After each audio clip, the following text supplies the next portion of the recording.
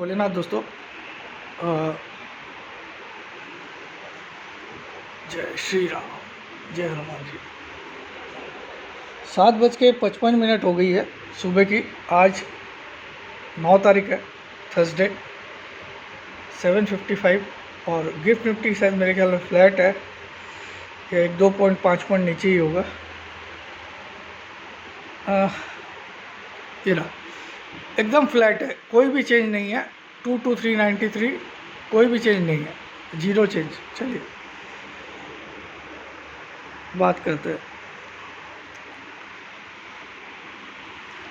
तो आज गुरुवार का सेशन है, यानी कि आज निफ्टी की एक्सपायरी है वीकली। कल बैंक निफ्टी की थी तो कल उसको चढ़ने नहीं दिया ज़्यादा, जबकि निफ्टी तो कल रिकवर हो गया था और लगभग सेम क्लोजिंग दिया जो परसों की थी। बट आज निफ्टी की एक्सपायरी है, लेकिन मुझे लगता नहीं है कि निफ्टी को इतना गिरा पाएंगे आज, लगता तो नहीं है। फिर भी मैं निफ्टी से ज़्यादा आज जोर डालूंगा बैंक निफ्टी में बाइंग करने का, और बैंक निफ्टी पे ही आज ज़्यादा फोकस रखिए। निफ्टी अगर आपको आज 350 के ऊपर ट्रेड करता हुआ दिखे स्पॉट में आधा घंटा, तो समझ जाइए कि आज फिर ये गिरने वाला नहीं है। 350 के ऊपर आधा घंटा टिके तो ठीक है, वरना क्योंकि आज इसकी एक्सपायरी तो। और कल वैसे भी बहुत अच्छा वाला दिन है, कल अक्षय तृतीया है, आप सबको पता ही होगा। इस दिन पे लोग नए बर्तन, सोना वगैरह जो भी खरीदते हैं बहुत शुभ मानते हैं हमारे हिंदू रीति रिवाज में। गोल्ड खरीदने का ये है। बट मैंने देखा है कि इस दिन अगर आप ट्रेडिंग में गोल्ड को बेचो तो 5-6 दिन में अच्छा रिटर्न मिलता है। कई बार देखा है मैंने कि इस दिन अगर आप गोल्ड को सेल करो M6 में तो 8-10 दिन में आपको अच्छा रिजल्ट मिल जाता है, मतलब ठीक मिल जाता है, 400-500 रुपये का गेन या वैसा मिल जाता है। ऐसा देखा है, लेकिन ये ज़रूरी नहीं है कि होगा। आप इसके चक्कर में हवा में मत कर दीजिए कुछ भी, है ना, ठीक है। कई बार होता है लोग सुनते हैं और चलो चलो चलो चलो लग जाओ अपने भी काम में। तो मुझे तो आज से तेज़ी की स्टार्ट लग रही है, ठीक है। और सही बताऊं तो मुझे बहुत तेज़ी दिख रही है, छोटी मोटी नहीं दिख रही है। हकीकत में मुझे 23,000 भी पार होता हुआ दिख रहा है निफ्टी में। बैंक निफ्टी में 51,000 तक के स्तर दिख रहे हैं। ये जो अभी विक्स को थोड़ा सा चढ़ा के रखे, ऐसा माहौल बना के रखें। ये देखिए, इस फेयर में अगर आप थोड़ा सा भी अक्लमंदी से यूज़ करो तो आप साला 22,000 के नीचे तो नहीं गए अभी तक। देखो ना, आपका ऑल टाइम हाई कितना है, 22,785-86 के करीब है, 784। आप उससे आज अभी तक 2-2.5% नीचे हो, मैक्सिमम 2% ऑल टाइम हाई से। और आपके अंदर ऐसा डर फैल गया कि साला मार्केट तो गया। तो ये थोड़ा सा असेसमेंट करना सीखो। ये जो अगर डर नहीं फैला तो ये जो रैली इनको करनी है उसमें आप पार्टिसिपेट कर लो, ठीक है। और ये रैली प्री इलेक्शन ही होगी, प्री इलेक्शन रिजल्ट ही होगी, मैं आपको इतना बोल देता हूँ। पोस्ट इलेक्शन रिजल्ट नहीं होगी, क्योंकि पोस्ट इलेक्शन रिजल्ट के लिए सब तैयार है कि मोदी जी आएंगे मार्केट ऊपर जाएगा। और मार्केट कभी भी वो नहीं करता है जो सब सोचते हैं। मोदी जी आएंगे ये तो मेरे ख्याल में 99% लोग मानते होंगे। 1-8% लोग जिद कर सकते कि नहीं नहीं नहीं बीजेपी हार जाएगी, लेकिन 99% ऑफ इंडिया, चाहे वो विरोधी हो चाहे समर्थन में हो बीजेपी के, लेकिन उसकी अंतरात्मा जानती है कि BJP will retain this power. हाँ, सीट्स का गोलमाल हो सकता है, कुछ 400 बोल रहे हैं, कोई 425 बोल रहे हैं, कोई 300 भी बोल रहा है, कोई 325 भी बोल रहा है, वो हो सकता है। पावर में तो आएंगे। तो पावर में जब आएंगे, ये न्यूज़ पक्की है, तो सबको लगता है कि 4 जून के बाद बड़ी तेज़ी होगी। और मैं बोलता हूँ 4 जून के बाद शायद बड़ी गिरावट होगी, ये मुझे लगता है। क्योंकि एक्सपेक्टेशन सबको 400 की है या 400 प्लस की है, कहीं 350 आ गए, 310 आ गए, तो मार्केट इसको एक निगेटिव रिएक्शन देगा। मार्केट या विक्ट्री और लूज के लिए नहीं खेल रहा है कि मोदी जी विल विन और नॉट, उसके लिए मार्केट रिएक्ट नहीं कर रहा है। मार्केट रिएक्ट कर रहा है whether this majority government which is claiming 400 seats will it be able to achieve or not. If it will achieve 400 plus, then market will give a boost. मतलब वो अपने आप को एक 1500 पॉइंट की रैली तो आप मान के रखिए तेजी की, अगर 400 प्लस आते हो। लेकिन 400 प्लस बोल देना कोई और आ जाना खिचड़ी नहीं है, ये बस खिचड़ी बनाया पकाया और खा लिया। It's not a joke brother. ठीक है, पॉपुलैरिटी है, सब है, लेकिन इट्स नॉट ए जोक। हाँ, जीतना लगभग मेरे ख्याल में जो विरोधी पार्टी लड़ भी रही, उनको भी अंतर्मन से पता है कि जीतेगी ये। ठीक है,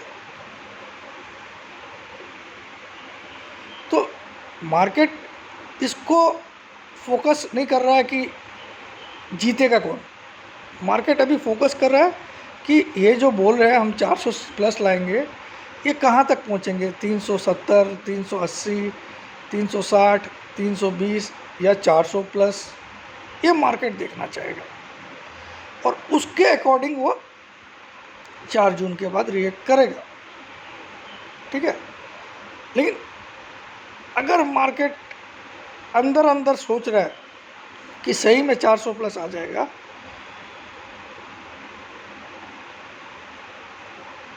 या 350 ही आने वाला है, 350 ही आने वाला, तो वो रैली अभी कर देगा एक बार, रैली बिफोर इलेक्शन रिजल्ट आपको 23,000 पहुंचा के दिखा देगा। अगर मार्केट को अंदर से लगता है कि बिलो 350 आने वाला है या बिलो 340 आने वाला है, तो वो रैली जो उसको पोस्ट इलेक्शन रिजल्ट्स करनी थी, वो रैली को पहले अभी कर देगा और इलेक्शन के रिजल्ट के बाद एक धमाकेदार गिरावट लाएगा। लेकिन अगर मार्केट को लगता है कि सही में 400 प्लस आना है, तो ये मार्केट अभी इस मई महीने में इतना उछाल नहीं मारने देगा। ठीक है,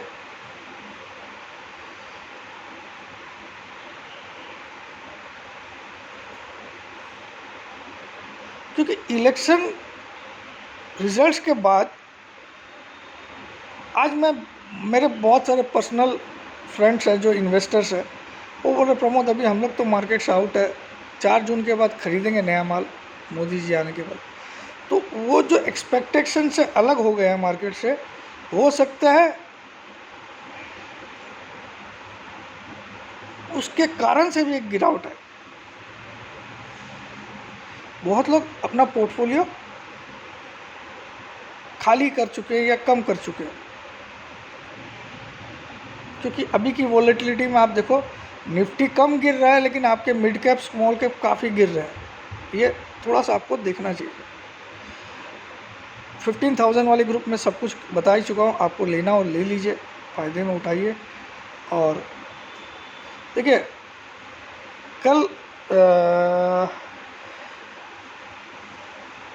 कल हेमर टाइप का एक कैंडल बना इसमें बैंक निफ्टी में, और स्पिनिंग टॉप बना निफ्टी में।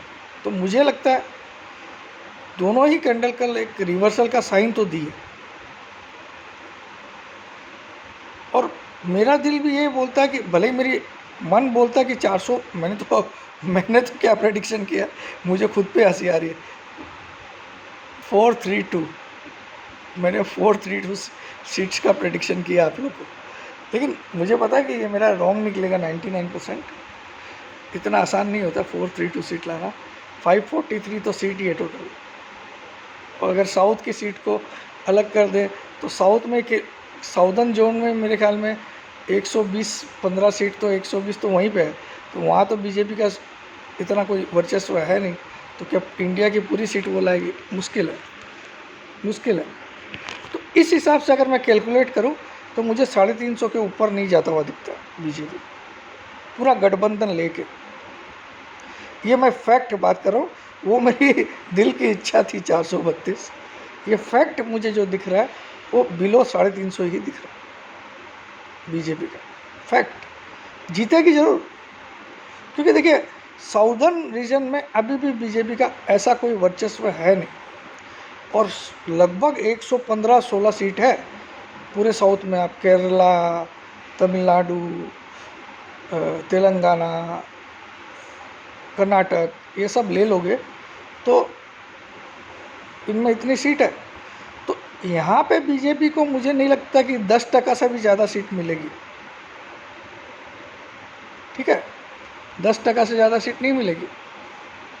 तो भाई 543 में से आप 100 सीट तो पहले ही कम कर दो, तो 443 बची है। अब 443 में क्या बीजेपी की इतनी ज़बरदस्त वर्चस्व है कि रेस्ट ऑफ इंडिया में पूरी 400 सीट ला देगा? मुझे नहीं लगता। ये मेरा कैलकुलेशन में है, ये रियलिटी बात कर रहा हूँ। ठीक है, देखो मैं अभी इलेक्शन की बात इसलिए कर रहा हूँ, देखिए मेरा कोई पार्टी से कोई प्रेम नहीं है, मेरा वोट जिसको जाता है वो मैं यहाँ डिस्क्लोज़ कभी कर नहीं सकता हूँ, है ना, लेकिन जाता अपने खास बंदे को। ठीक है, तो वो हमारी कॉन्स्टिट्यूंसी के खड़े होते हैं तो उनको ही देता हूँ। अब कुछ लोग बोलोगे यार वो आदमी अच्छा है कि नहीं, अरे मेरे साथ बहुत अच्छा है और मुझे लगता है वो देश हित में काम करता है। ठीक, तो ये चीज़ है। दूसरी बात, पर्सनली मैं अगर एक फिगर निकालना चाहूँ जो बीजेपी का आ सकता है, मेरे जो एनालिसिस स्किल्स है कि भैया साउथ में आप कितना भी उछाल मार लो 15-20 सीट से 25 सीट से ज़्यादा नहीं आएगी आपकी, है ना, 25-30 सीट बस। तो आप 125 सीट में से 25 सीट ला भी लिए तो रेस्ट ऑफ इंडिया में आप इतना दादागिरी आपकी नहीं चलेगी कि आप पूरी 400 हाथिया लोगे, नहीं चलेगी। बंगाल है, बिहार में आपकी अगेंस्ट बहुत है, गुजरात में भी कुछ पार्ट में आपके अगेंस्ट है, मध्य प्रदेश में भी कुछ पार्ट में आपके अगेंस्ट है, ऐसा नहीं है। तो यूपी में भी कुछ पार्ट में आपके अगेंस्ट है। तो ये रेस्ट ऑफ इतनी पार्टियां मिली है तो वो भी तो साली 100-150 सीट लाएंगी ना, हाँ। इतने जन जब इकट्ठा हुए इतने सी इकट्ठा हुए हैं, सी भैया सी बोल रहा हूँ क्योंकि कल को ये लोग पावर में आए तो मेरी गर्दन नाप लेंगे। ठीक है ना, समझ में आया ना आपको मैं सी क्या बोल रहा हूँ। तो इतने सी इकट्ठा हुए हैं तो ये 100-125 तो लाएंगे। तो ये सोच के चलो कि रैली अभी हो जाएगी और 4 जून के बाद तो मार्केट रिजल्ट को बोलेगा। हाँ, अगर 400 लाए तो फिर तो भैया 4 जून के बाद 24,000 का भी दर्शन करा सकता है मार्केट। बट बड़ा टेढ़ी खीर है, बहुत टेढ़ी खीर है ये 400 आना। बोलना देखिए, एक समय था वाजपेयी जी के सामने, वाजपेयी जी की गवर्नमेंट थी, अटल बिहारी वाजपेयी, जो अगर मुझे कोई ज़िंदगी में पूछे कि कौन सा एक नेता जिसके बारे में आप बोल सकते हो कि वो जीवन में सिर्फ देश का सोचा, अपना पर्सनल कभी नहीं सोचा, तो मैं एक ही आदमी का नाम ले सकता हूँ। पहले मुझे अरविंद केजरीवाल जी बहुत अच्छे लगते थे, लेकिन अब मुझे लगता है कहीं ना कहीं वो भी करप्टेड। इतने लोग उनके जेल जाते हैं और इतना वो कॉम्प्रोमाइज़ करने वाली बातें करते हैं, तो वो शायद मेरी उनके लिए रीडिंग गलत थी। लेकिन अटल बिहारी वाजपेयी जी एक ऐसा नेता अभी तक इंडियन पॉलिटिक्स में आया है जिसने स्वाभिमान, सत्यता, उसके लिए सत्ता को भी नहीं देखा। तो वो इंडिया शाइनिंग का नारा चल रहा था, सबको लग रहा था कि बीजेपी पूरी इंडिया शाइनिंग के हिसाब से आएगी, लेकिन आया क्या, उनको एक सीट से अपनी सत्ता खोनी पड़ी। उस समय उनका भी वर्चस्व ऐसा ही चल रहा था। उन्होंने भी वो बस स्टार्ट की थी पाकिस्तान जाने की, कई उन्होंने इनिशिएटिव लिए थे। तो आज मोदी जी का जो ये 400 पार चल रहा है, 400 पार चल रहा है, आप पूरे विपक्ष को अगर पूरी तरह से नज़रअंदाज करोगे, ये कहीं ना कहीं आपके लिए घातक हो सकता है। ये रियलिटी बात करो। देखो, दिल तो मेरा चाहता है कि 543 की 43 आ जाए इसको, है ना, ताकि किसी का कोई परमिशन नहीं लगे, फिर बनाओ इंडिया विकसित, आज ही बना दो। लेकिन ऐसा नहीं होता। देखो, एक टीम ने अगर 300 रन बना दिए मैच में, तो सामने वाली टीम भी तो बैटिंग करेगी। ऐसा तो नहीं कि आप पूरी तरह से उसको रिजेक्ट कर दोगे कि वो एकदम ही वो 25 रन पे ऑल आउट हो जाएगी। सामने वाला भी हो सकता है फाइटिंग करके आपको 280 तक पहुंचा दे, हार जाए मैच, लेकिन, है ना, तो 300 रन का पीछा करते हुए 260 मार ले। तो वैसे ही हार तो इनको भी मालूम है। ये जो विपक्ष पार्टियां हैं जितनी इकट्ठा हुई है, इनकी अंतरात्मा से पूछोगे तो इन सबको मालूम है कि हम हारेंगे। मगर मामला सीट का है। क्योंकि विपक्ष में भी अगर बैठना है, तो अगर विपक्ष 150-200 सीट वाला हो तो उस विपक्ष का पावर ज़्यादा होता है, और विपक्ष बिलो 100 सीट का हो तो उस विपक्ष का पावर कम होता है। ये आज मैं थोड़ा सा आपको, हालांकि मैं इसका कोई ज्ञाता नहीं हूँ, बस मैंने एक कैलकुलेशन दौड़ाया, तो मुझे 400 नॉट पॉसिबल लगता है। 400 पार नॉट पॉसिबल लगता है इन रियलिटी।